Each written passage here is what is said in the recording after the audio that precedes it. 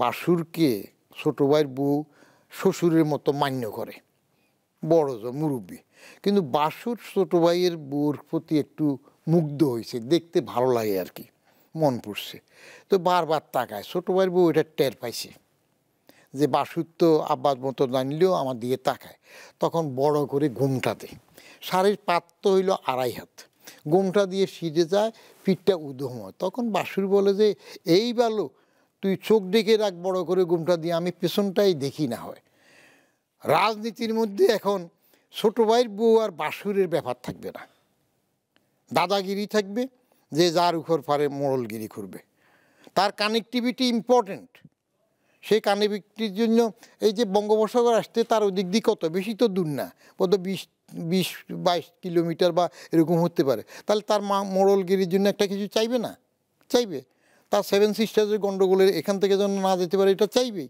10 truck অস্ত্রের ব্যাপারটা কী ঘুরছে, কেন আসছে, কারা আনছে? তো এইগুলো আপনার পলিটিক্সের মধ্যে বিবেচনা। সেন্ট মার্টিন যে আমেরিকা নিয়ে যাবে, দিয়ে দেবে, কথা উঠছিল না? উঠতেছে।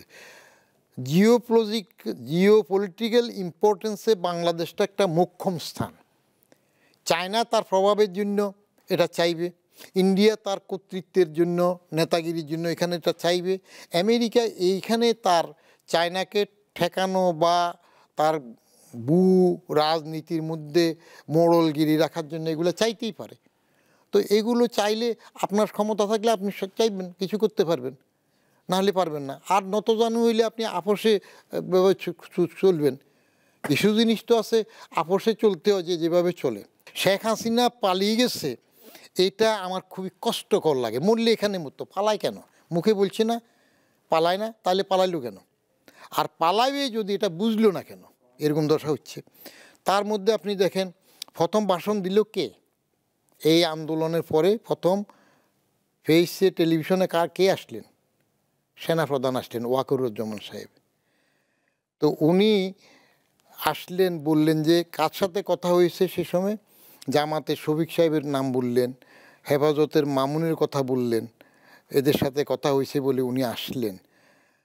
ওইখানে একটা প্রশ্ন রয়ে এলো, শেখ হাসিনাকে এখানে রাখার কোনো চিন্তাভাবনা ছিল কি না, রাখা হয় না কেন?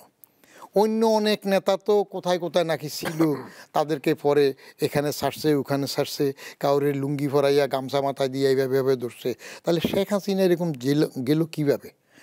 লিয়াজোটা কীভাবে হইলো, কোথায় গেল, কেন গেল?